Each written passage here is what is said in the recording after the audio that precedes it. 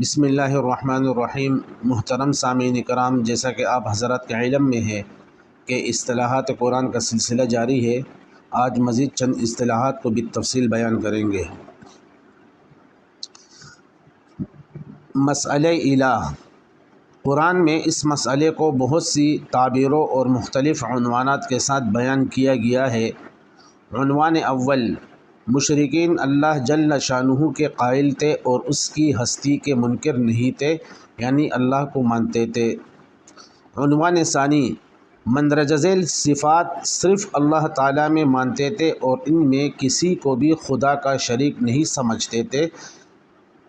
وہ صفات یہ ہیں: زمینوں اور آسمانوں کا خالق اللہ، انسانوں کا خالق اللہ، سورج اور چاند کو اپنے حکم کے ماتحت رکھ کر چلانے والا اللہ، ہر شے پر غالب اللہ، بڑے علم والا اللہ، آسمانوں سے اپنی مرضی کے مطابق پانی اتارنے والا اللہ، پانی سے مردہ زمین کو زندہ کرنے والا اللہ، تمام زمین و ما فیہا کو اپنی حکومت میں رکھنے والا اللہ، ہر ایک کو پناہ دینے والا اللہ اور خود کسی سے پناہ نہ لینے والا اللہ، تمام جانداروں کو روزی دینے والا اللہ، کانوں اور آنکھوں کا مالک اللہ، زندہ کو مردہ سے اور مردے کو زندہ سے، یعنی کافر سے مومن اور مومن سے کافر پیدا کرنے والا اللہ، سارے جہانوں کا مدبر اللہ ہے۔ اب عنوان ثالث یہ ہے کہ مشرکین مکہ دو خدا کے قائل نہ تھے، کیونکہ وہ ایک ہی ذات کو اللہ کہتے تھے۔ تو یہاں پر ٹوٹل 6 عنوانات ہیں۔ عنوان اول یہ ہے کہ وہ لوگ اللہ تبارک و تعالیٰ کو مانتے تھے۔ دوسری بات یہ ہے کہ جو مذکورہ صفات ہیں وہ صرف وہ اللہ کے لیے ثابت کرتے تھے۔ اور تیسری بات یہ ہے کہ مشرکین ایک ہی خدا کے قائل تھے، دو خدا کے قائل نہ تھے۔ اب یہ عنوان اول، عنوان ثانی اور عنوان ثالث کے متعلق آیت قرآنیہ کو پڑھتے ہیں۔ عنوانات اول، ثانی اور ثالث۔ اول یعنی اللہ جل شانہ کے قائل تھے اور اس کی ہستی کے منکر نہیں تھے۔ ثانی، مندرجہ ذیل صفات صرف اللہ تعالیٰ میں مانتے تھے اور ان میں کسی کو بھی خدا کا شریک نہیں سمجھتے تھے۔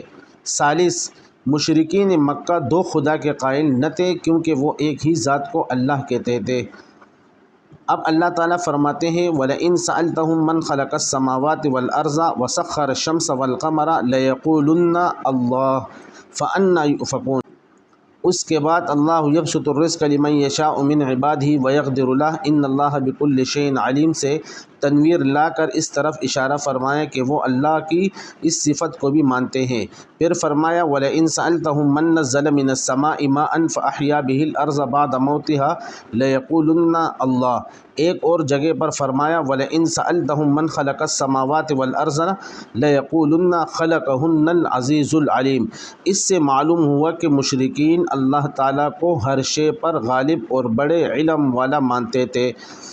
اسی طرح فرماتے ہیں وَلَئِن سَأَلْتَهُم مَّن خَلَقَهُمْ لَيَقُولُنَّ اللَّهُ۔ اس سے معلوم ہوا کہ انسانوں کا پیدا کرنے والا صرف اللہ تعالیٰ ہی کو مانتے تھے۔ قُل لِّمَنِ الْأَرْضُ وَمَنْ فِيهَا إِن كُنتُمْ تَعْلَمُونَ سَيَقُولُونَ لِلَّهِ قُلْ أَفَلَا تَذَكَّرُونَ قُلْ مَن رَّبُّ السَّمَاوَاتِ السَّبْعِ وَرَبُّ الْعَرْشِ الْعَظِيمِ سَيَقُولُونَ لِلَّهِ قُلْ أَفَلَا تَتَّقُونَ قُلْ مَن بِيَدِهِ مَلَكُوتُ كُلِّ شَيْءٍ وَهُوَ يُجِيرُ وَلَا يُجَارُ عَلَيْهِ إِن كُنتُمْ تَعْلَمُونَ سَيَقُولُونَ لِلَّهِ قُلْ فَأَنَّىٰ تُسْحَرُونَ۔ اس سے معلوم ہوا کہ ہر شے کو قبضۂ قدرت میں رکھنے والا، ہر شے کو پناہ دینے والا، جس کے مقابلے میں کسی کو پناہ نہ مل سکے، صرف اللہ تعالیٰ ہی کو مانتے تھے۔ قُلْ مَن يَرْزُقُكُم مِّنَ السَّمَاءِ وَالْأَرْضِ أَمَّن يَمْلِكُ السَّمْعَ وَالْأَبْصَارَ وَمَن يُخْرِجُ الْحَيَّ مِنَ الْمَيِّتِ وَيُخْرِجُ الْمَيِّتَ مِنَ الْحَيِّ وَمَن يُدَبِّرُ الْأَمْرَ فَسَيَقُولُونَ اللَّهُ فَقُلْ أَفَلَا تَتَّقُونَ۔ اس سے معلوم ہوا کہ آسمانوں اور زمین سے رزق دینے والا، کانوں اور آنکھوں کا مالک یعنی ضامن، کافر سے مومن پیدا کرنے والا، مومن سے کافر پیدا کرنے والا، آزاد سے غلام پیدا کرنے والا، غلام سے آزاد پیدا کرنے والا اور تمام امور کی تدبیر کرنے والا صرف اللہ تعالیٰ ہی کو جانتے تھے اور مذکورہ صفات میں وحدہ لا شریک جانتے تھے اور ایک ہی اللہ کے قائل تھے۔ اب عنوان اول، عنوان ثانی، عنوان ثالث کا ذکر تو ہو چکا، عنوان رابع، عنوان خامس اور عنوان سادس۔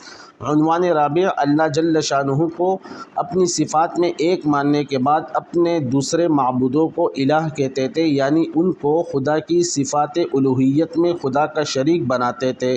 عنوان خامس، حضرت نبی اکرم صلی اللہ علیہ وسلم سے زیادہ تر مخالفت صرف اس بات میں تھی کہ اللہ جل شانہ کے سوا دوسرا کوئی الہ نہیں۔ عنوان سادس، اس مسئلے کی وجہ سے نبی کریم صلی اللہ علیہ وسلم پر مندرجہ ذیل اتہامات لگائے گئے: شاعر، مجنون، ساحر، کذاب، کاہن، اللہ کے سوا دوسروں معبودوں کو گالیاں دینے والا وغیرہ۔ اب ان عنوانات کو پڑھتے ہیں۔ اللہ تبارک و تعالیٰ فرماتے ہیں: انہم کانوا اذا قیل لہم لا الہ الا اللہ یستکبرون ویقولون ائنا لتارکو آلہتنا لشاعر مجنون۔ اس سے معلوم ہوا کہ اللہ تعالیٰ کو ماننے کے بعد جب ان کے معبودوں کی نفی کی جاتی تھی تو سرکشی کرتے اور کہتے تھے کہ یہ پاگل ہو چکا ہے اور لوگوں کو اپنے شاعرانہ کلام سے تابع کر لیتا ہے۔ اسی طرح ایک اور جگہ پر اللہ تعالیٰ فرماتے ہیں: وَعَجِبُوا أَن جَاءَهُم مُنذِرٌ مِّنْهُمْ فَقَالَ الْكَافِرُونَ هَٰذَا سَاحِرٌ كَذَّابٌ أَجَعَلَ الْآلِهَةَ إِلَٰهًا وَاحِدًا إِنَّ هَٰذَا لَشَيْءٌ عُجَابٌ وَانطَلَقَ الْمَلَأُ مِنْهُمْ أَنِ امْشُوا وَاصْبِرُوا عَلَىٰ آلِهَتِكُمْ إِنَّ هَٰذَا لَشَيْءٌ يُرَادُ مَا سَمِعْنَا بِهَٰذَا فِي الْمِلَّةِ الْآخِرَةِ إِنْ هَٰذَا إِلَّا اخْتِلَاقٌ۔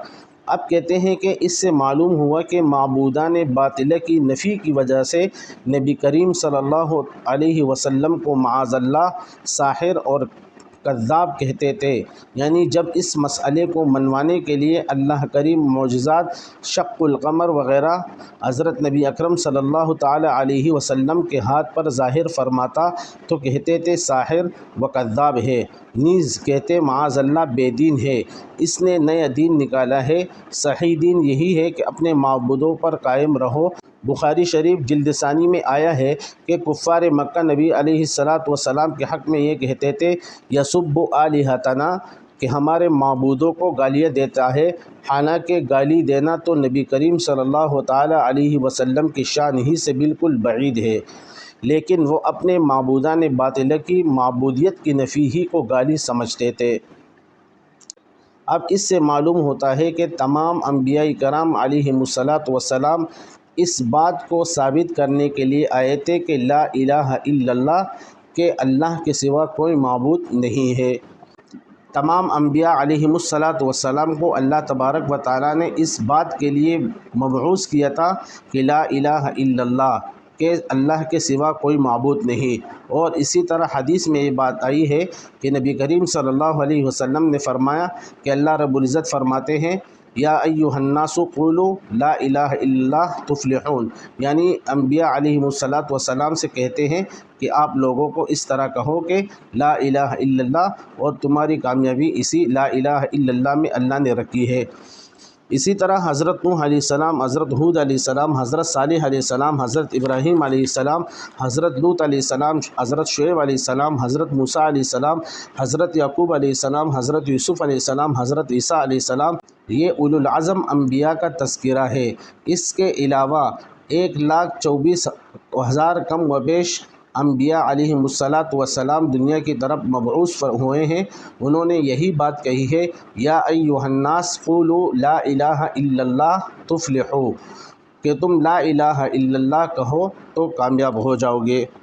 اب سوال یہ پیدا ہوتا ہے کہ اللہ کے سوا کس کس کو معبود بنایا گیا؟ تو کہتے ہیں کہ ملائکہ، انبیاء علیہم السلام، مولویوں اور پیروں کو، خواہ نیک ہو یا بد، لیکن ان بروں کو بھی نیک خیال کر کے معبود بنایا گیا۔ سورج اور ستاروں کو، جنات اور بالخصوص شیطان کو، اور انبیاء علیہم السلام اور اولیاء کرام کی قبور کو، جن درختوں کے نیچے انبیاء اعظام اور اولیاء کرام بیٹھے تھے۔ لیکن یہ یاد رہے کہ قبور اور درخت وغیرہ کی جگہوں میں بھی دراصل انبیاء کرام اور اولیاء اعظام ہی کو معبود خیال کیا جاتا تھا۔ اب ان کے متعلق قرآن مجید میں اللہ تبارک و تعالیٰ نے ملائکہ کے بارے میں بھی ذکر کیا ہے، انبیاء علیہم الصلاۃ والسلام کے حق میں بھی ذکر کیا ہے، اولیاء کرام کے حق میں بھی ذکر کیا ہے، سورج کے متعلق میں بھی ذکر کیا ہے، ستاروں کے متعلق کے بارے میں بھی ذکر کیا ہے، جنات کے بارے میں بھی ذکر کیا گیا ہے، نیک پیروں کے حق میں بھی ذکر کیا گیا ہے۔ اسی طرح مشرک مولویوں اور پیروں کے حق میں آیت قرآنیہ کے بھی تذکرہ ہو چکا ہے۔ اس کا خلاصہ یہ ہے کہ جہاں پر قرآن مجید کے اندر اللہ رب العزت لفظ الہ کو ذکر کر دے تو وہاں پر غیر اللہ کی نفی ہوگی اور اللہ کے لیے عبادت ثابت ہوگی، اور غائبانہ ما فوق الاسباب متصرف فی الامور میں اور اسی طرح علم غیب میں ان تمام چیزوں میں غیر اللہ سے نفی ہو جائے گی، اور ان کو کرنے والی ذات صرف اللہ تبارک و تعالی ہے۔ اور ما فوق الاسباب متصرف فی الامور کی جب نفی ہو جائے تو اس کی نفی علم غیب کی نفی کو مستلزم ہے۔ اسی وجہ سے قرآن مجید کے اندر زیادہ تر غائبانہ ما فوق الاسباب متصرف فی الامور کی نفی کی گئی ہے۔ اب یہاں پر چند اہم سوالات کو ذکر کیا جاتا ہے۔ سوال نمبر 1، اگر اللہ جل جلالہ کو عالم الغیب بالذات اور غائبانہ حاجات میں متصرف فی الامور بالذات تسلیم کر لیا جائے جیسا اس کے شایان شان ہے، اور انبیاء علیہم السلام اور ملائکہ اور اولیاء کرام کو عالم الغیب بالعرض یعنی بالواسطہ باعلام اللہ عطائی، اور غائبانہ حاجات میں متصرف فی الامور بالعرض یعنی بتملیک اللہ یعنی خدا کی دی ہوئی طاقت سے تسلیم کیا جائے جیسا کہ ان کے شایان شان ہے، تو کیا پھر بھی شرک ہوگا؟ شرک تو تب ہوتا کہ ان کو بھی بالذات مانا جاتا۔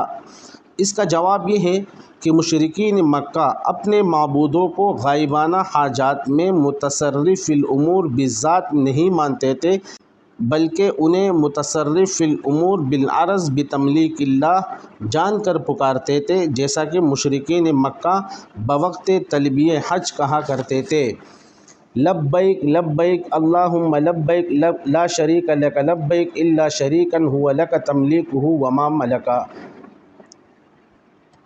سوال نمبر 2، قرآن مجید نے فلا تجعلوا للہ اندادا میں ند کی نفی کی ہے، جس کے معنی مساوی اور مماثل کے ہیں۔ معلوم ہوا کہ کسی کو خدا کے مساوی اور مماثل نہ بنایا جائے۔ تو اس کا جواب یہ ہے کہ تفسیر ابو سعود میں اس مقام پر لکھا ہے کہ چونکہ ان لوگوں نے اللہ تعالیٰ کی عبادت کے بجائے اپنے معبودوں کی عبادت شروع کر دی تھی، اللہ کریم نے زجر سے فرمایا انہوں نے اللہ تعالیٰ کے لیے ند بنا لیے ہیں، جو کام اللہ تعالیٰ کے لیے کرنا چاہیے تھا وہ انہوں نے اپنے معبودوں کے لیے شروع کر دیا۔ سوال، اگر انبیاء علیہم السلام اور اولیاء کرام اور ملائکہ عظام کو غائبانہ حاجات میں متصرف فی الامور بالعرض بھی نہ مانا جائے بلکہ اللہ جل شانہ کے دربار میں سفارشی سمجھ کر کیا جائے تو کیا یہ بھی شرک ہے؟ جواب، یہ بھی شرک ہے۔ مکہ کے مشرک اپنے معبودوں کو سفارشی سمجھ کر پکارتے تھے، جیسا کہ پہلی آیت میں ما نعبدہم الا لیقربونا الی اللہ زلفیٰ میں گزر چکا ہے۔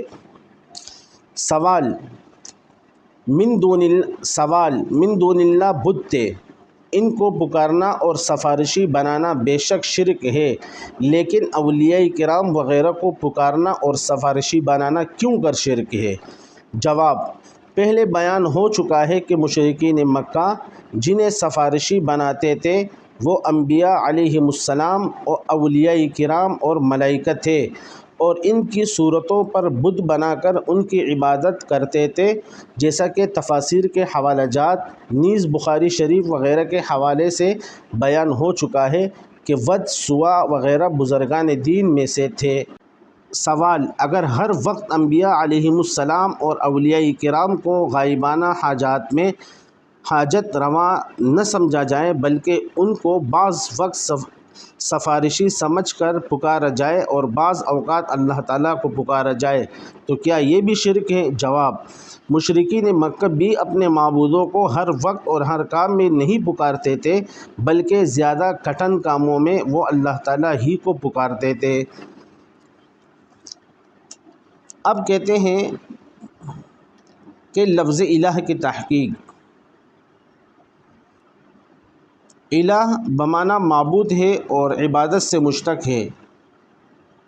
قرآن مجید میں عبادت کی زیادہ تر 4 قسمیں آئی ہیں۔ نمبر 1 غائبانہ حاجات میں پکارنا، نمبر 2 نظر و نیاز دینا، نمبر 3 سجدہ کرنا، نمبر 4 طواف کرنا۔ اگر غائبانہ حاجات میں اللہ تعالیٰ کو پکارا گیا اور اس سے ڈر کر یا اس سے امید رکھ کر اس کے سامنے سجدہ کیا گیا اور اس کے نام کی نظر و نیاز دی گئی اور اس کے گھر بیت اللہ کا طواف کیا گیا تو یہ سب کچھ اللہ کی عبادت ہوگی۔ اور اگر یہ امور غیر اللہ کے لیے کیے گئے، مثلاً کسی پیر کو غائبانہ حاجات میں پکارا گیا یا اس سے ڈر کر یا امید رکھ کر اس کی قبر کے سامنے سجدہ کیا گیا، اس کے نام کی نظر و نیاز دی گئی یا اس کی قبر کا طواف کیا گیا تو یہ اس پیر کی عبادت ہوگی۔ اقسام شرک کہتے ہیں اس پر مولانا اسماعیل شہید رحمۃ اللہ تعالیٰ علیہ نے تقویۃ الایمان میں مفصل بحث کی ہے۔ قرآن مجید میں جن اقسام شرک کو زیادہ تر بیان کیا گیا ہے مندرجہ ذیل ہیں: نمبر 1 شرک فی العلم، نمبر 2 شرک فی التصرف، نمبر 3 شرک فی الدعا، نمبر 4 شرک فعلی۔ شرک فی العلم کا مطلب یہ ہے کہ غیر اللہ کے لیے وہ علم ثابت کی جائے کہ جو علم اللہ تبارک و تعالیٰ کے خاصہ ہے اور اللہ تبارک و تعالیٰ کی ذات کے ساتھ متصف ہے اور جز لا ینفک ہے۔ نمبر 2 شرک فی التصرف کہتے ہیں شرک فی التصرف کا مطلب یہ ہے کہ غائبانہ حاجات میں مافوقاً اسباب امور میں کسی غیر اللہ کو بالذات یا بالعرض سمجھ کر پکارنا، یہ شرک فی التصرف ہے۔ جب اس کی نفی ہو جائے گی تو علم غیب کی نفی خود بخود ہو جائے گی، گویا کہ اس کی نفی مستلزم ہے علم غیب کی نفی کو۔ نمبر 3 شرک فی الدعا۔ شرک فی الدعا کا مطلب یہ ہے کہ غائبانہ حاجات میں کسی پیر اور فقیر یا پیغمبر کو پکارنا کفر اور شرک ہے۔ یہی شرک مشرکین مکہ میں تھا اور ہر پیغمبر کے زمانے میں ہوتا رہا، جس کی پوری تفصیل پہلے گزر چکی ہے۔ نمبر 4 شرک فعلی۔ شرک فعلی کے اندر 2 چیزیں ہیں، 2 توحید سے تعلق رکھنے والی ہے اور 2 شرک سے۔ اگر شرک کی نفی ہو جائے گی تو توحید کا اثبات ہوگا، اگر توحید کا اثبات ہو جائے تو شرک کی نفی ہوگی۔ نمبر 1 تحریمات اللہ، نمبر 2 اللہ کی نیازیں، یہ توحید سے تعلق رکھنے والی ہے۔ اور اسی طرح نمبر 3 تحریمات غیر اللہ، نمبر 4 غیر اللہ کی نیازیں۔ اگر پہلے 2 کو کیا جائے تو اس میں ثواب ہے اور یہ جائز ہے، اور اگر آخری 2 کو کیا جائے تو یہ حرام ہے اور اس میں گناہ کبیرہ ہے اور یہ شرک اور حرام ہے۔ اللہ تبارک و تعالی ہمیں قرآن پر عمل کرنے کی توفیق عطا فرمائے اور ہمیں فہم قرآن عطا فرمائے۔ وما علینا الا البلاغ المبین۔